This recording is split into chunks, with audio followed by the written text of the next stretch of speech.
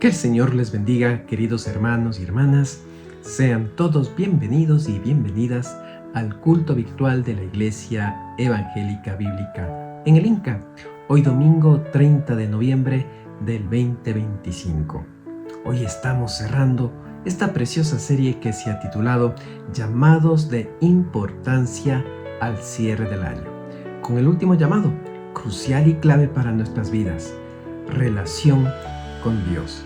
Así que les invitamos para que preparemos nuestros corazones para lo que seguramente el Señor tiene preparado para bendición de nuestras vidas a través de la alabanza, a través de la palabra del Señor. Así que sean nuevamente todos y todas bienvenidos y bienvenidas.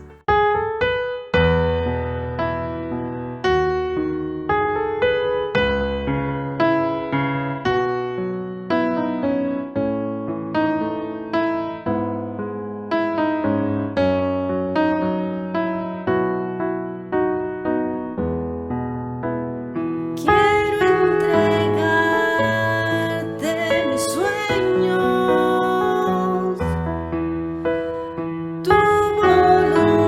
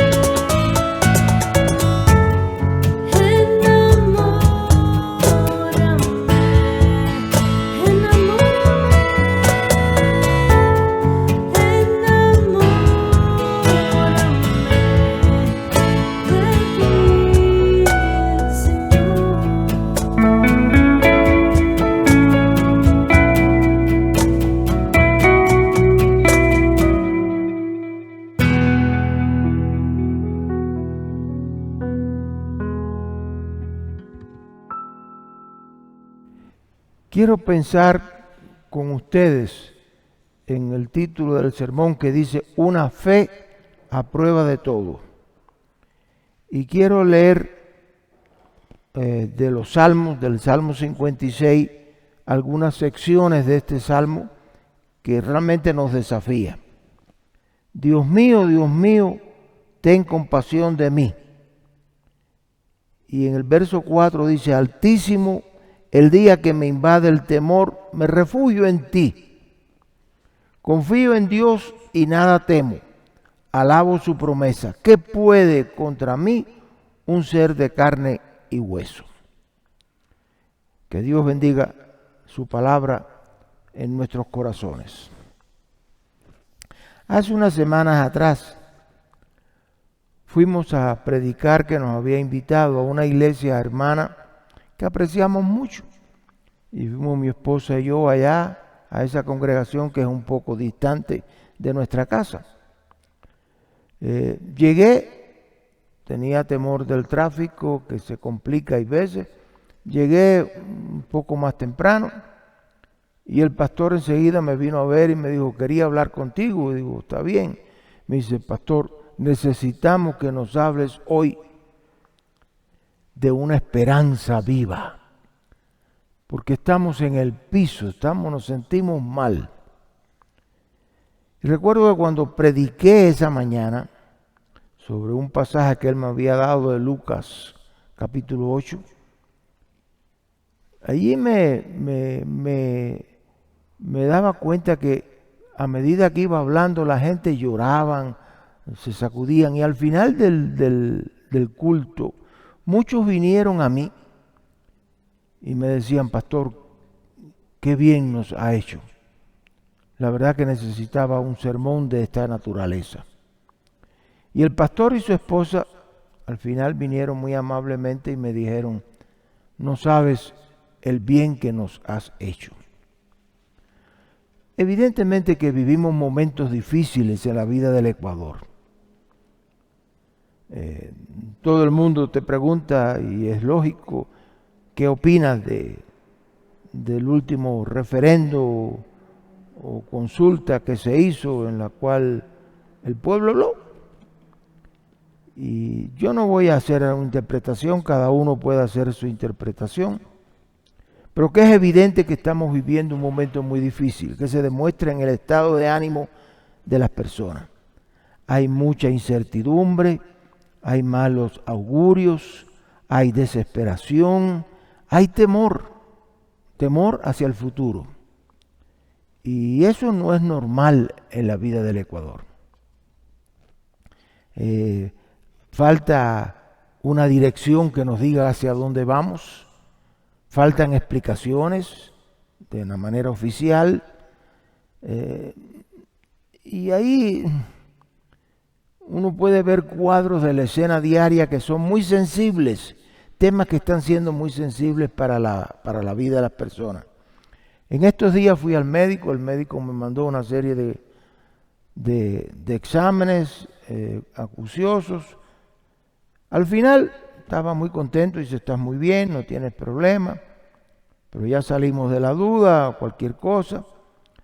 Y recuerdo que él me dijo, ¿qué me está pasando? Me siento mal. No sé qué decirle a mis pacientes, porque sabemos que están viviendo situaciones económicas críticas y la medicina hoy es un elemento costoso. Incluso hablando con las personas en la vida diaria, a las personas incluso no les alcanza el dinero para llegar a fin de mes. Y un dato que incluso lo recoge cifras oficiales, hay una gran cantidad de población que se está endeudando para comprar alimentos, cosa que jamás había visto eso en el Ecuador. Y eso es una mala señal, porque usted se endeuda para hacer una compra de un auto, de una casa, de un equipo eléctrico, etcétera, pero no para alimentos. Y incluso uno se pregunta, otro se pregunta, ¿hasta cuándo voy a estar trabajando? hay una gran incertidumbre en los puestos de trabajo. Yo creo que hay que pensar en qué creemos nosotros. ¿Por qué estamos aquí en esta iglesia? ¿Cuál es nuestra fe? ¿Cuál es la razón y la fortaleza de nuestra fe frente a una situación delicada?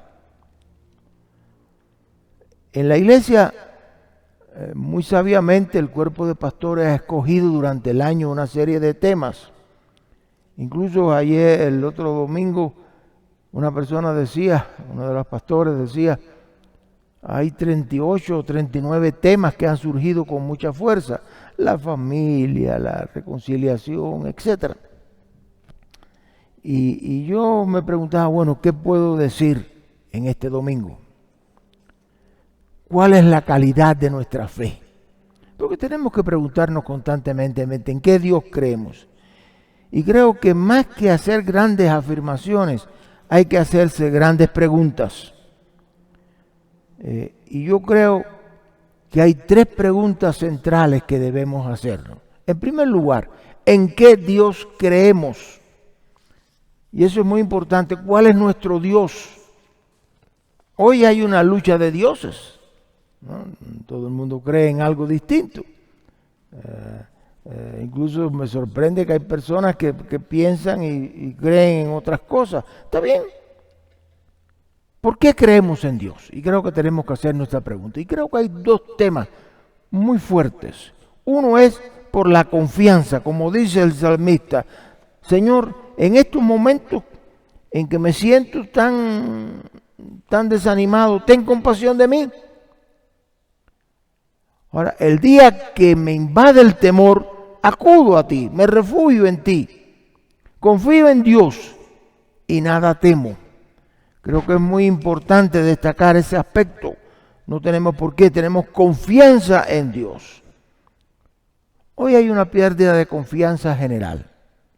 No tanto personal, en las relaciones personales, en la familia, etcétera. No se confía. Hay luchas por herencia, hay luchas por todo. Hay casos dantescos que no los quiero mencionar, pero no hay confianza. Eso demuestra que no confiamos el uno en el otro. No confiamos el uno en el otro. Incluso cuando usted quiere ser gentil, acercarte a una persona, ayudarlo, siempre tiene el temor de que si voy a ser engañado, que si voy a ser burlado, que si voy a ser robado, es decir, no hay confianza. E institucionalmente no se confía en las instituciones que tenemos en el país. No hay confianza, seamos sinceros. Y creo que, ¿por qué confiamos en Dios? El salmista dice, cuando tengo temor, me refugio en ti, Dios. ¿Por qué vamos a Dios? Porque simplemente Dios es digno de toda confianza. Yo lo he repetido 1 y 1000 veces. Dios siempre está con nosotros a nuestro lado, nos escucha, nos atiende, tiende su mano de amor. Y Dios jamás nos falla. Eso es muy importante. Confiamos en Dios, porque Dios es digno de toda confianza. Es muy interesante, y lo he dicho otras veces, que en otras religiones piden el sacrificio de los seres humanos por sus dioses. En la Biblia encontramos un mensaje totalmente diferente. Dios es el que se sacrifica y nos ama hasta el final por nosotros. Podemos confiar en Dios que no nos va a fallar jamás. Y en segundo lugar, en eso, ¿por qué creemos en Dios? Porque tenemos un Dios poderoso. Hay un himno que nos gusta mucho que dice, no hay Dios como mi Dios. No, es un Dios poderoso, un Dios fuerte, un Dios que no es endeble, que nos acuda a nuestro llamado y viene con fortaleza. Y tenemos un Dios fortaleza. La segunda pregunta que tenemos que hacernos es, ¿qué tipo de fe tenemos? Hoy parecería que tener fe es muy fácil. Es parte de la fashion, de la moda, tener fe. ¿A quién se le ocurre no tengo fe? No, siempre tiene fe.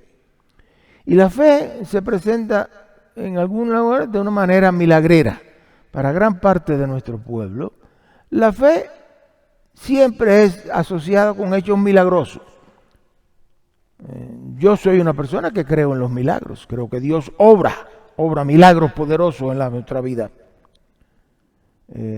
Puedo decir muchas cosas. Hace unas semanas atrás, mi esposo y yo decidimos ir a Cuba a estar con la familia, ayudarles, ver qué situación tenían. Y la verdad que llegamos a un momento en que se desató una fuerte epidemia y todo el mundo tenía temor por nosotros. No era mortal, pero sí tenía secuelas bastante fuertes. Y creo que mi esposo y yo nos sentamos a orar y dijimos, Dios nos va a proteger, nosotros no vamos a tener ningún problema. Y podemos dar muchos testimonios, decir cómo Dios nos protegió. Y aquí estamos por la gracia de Dios. Dios es poderoso, Dios es fuerte. No hay Dios como mi Dios. Por lo tanto, tenemos una fe en un Dios que es poderoso. Yo creo en los milagros, pero no en la milagrería. A mí me duele mucho cuando la gente van al quinche y ustedes ven esas largas filas de personas torturándose innecesariamente, o en las procesiones del Cristo del Gran Poder, ya sea aquí o en Guayaquil o donde fuere. Ustedes ven ahí la gente lacerándose, golpeándose. Eso no es necesario. Cristo, el Dios que tenemos, muere en la cruz por nosotros, envía a su Hijo para nuestra salvación. Es una fe gratuita que Dios nos da. Es un amor gratuito que Dios nos da. Por lo tanto, la fe no es milagrería, no es simple milagrería. Hay otros que, no sé, hoy está de moda los videntes, la gente que predice en el futuro. No, la fe mía no me predice el futuro. Yo no sé si va a llover o no va a llover. Yo no sé si tengo que ver cosas espeluznantes para creer en Dios. No, la fe mía es mucho más tranquila. No somos videntes que tratamos de adivinar el futuro.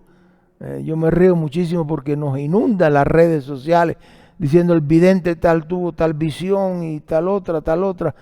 Solo Dios sabe y solo Dios conoce nuestro destino. Y también hay una fe que evade enfrentarse a los problemas.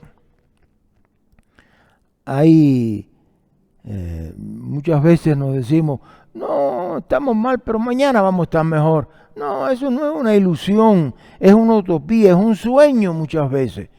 No, nosotros nos enfrentamos a las realidades, tenemos los problemas, los enfrentamos, pedimos la gracia de Dios y Dios nos bendice, y esa es la bendición que recibimos de Dios.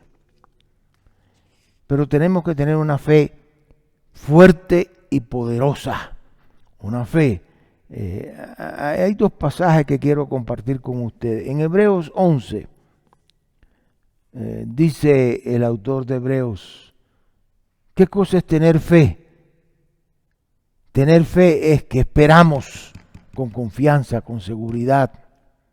¿Qué cosa es tener fe? Es conocer, ver lo que otros no ven.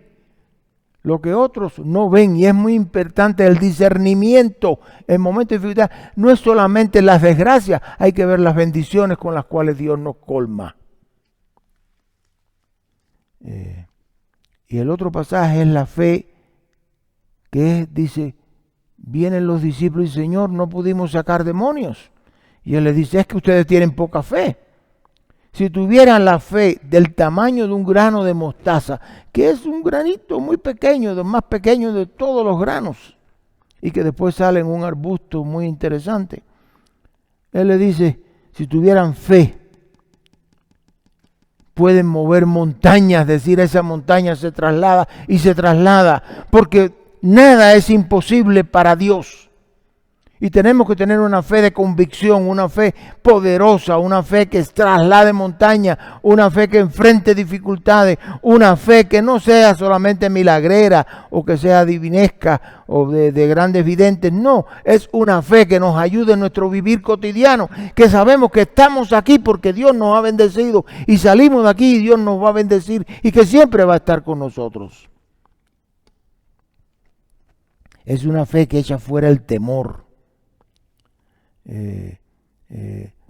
Hay un pasaje bíblico de Jesús que dice que Jesús cruzó el lago. Dice el mar algunos. Lucas es el que dice lago. Mateo y otros dicen el mar. Realmente es un lago de agua dulce que no es un tamaño gigantesco, pero es un tamaño considerable. Y parece que en ese mar, que es el lago de Galilea, se levantaban tormentas cuando Jesús se acuesta a dormir. Estaba cansado y se duerme.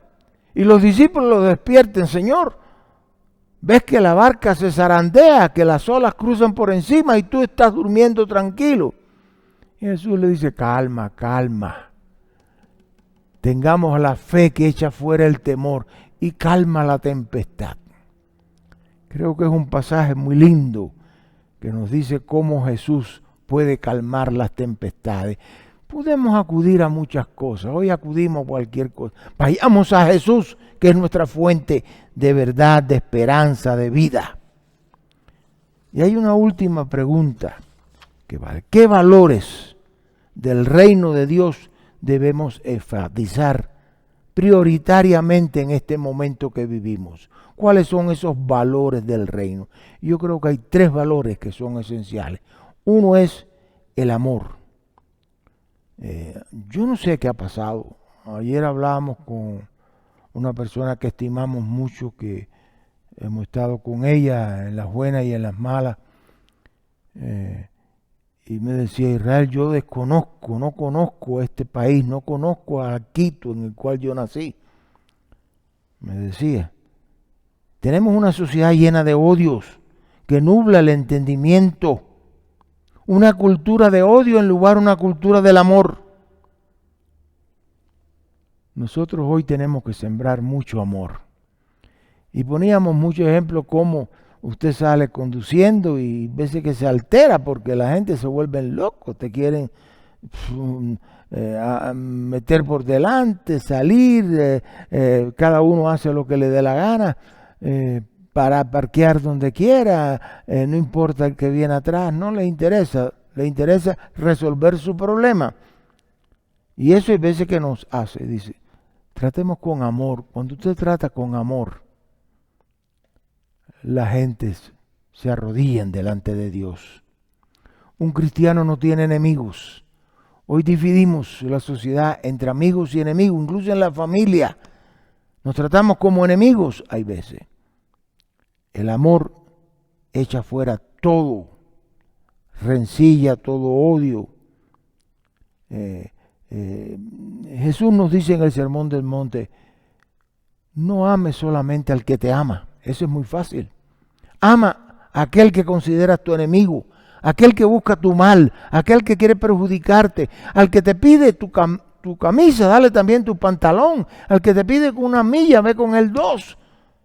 Es decir, ahí un cristiano ama y nunca hace barreras de separación entre las personas.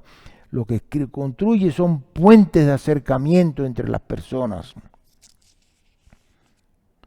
El otro elemento importante es la justicia. Sin justicia, un pueblo no tiene futuro.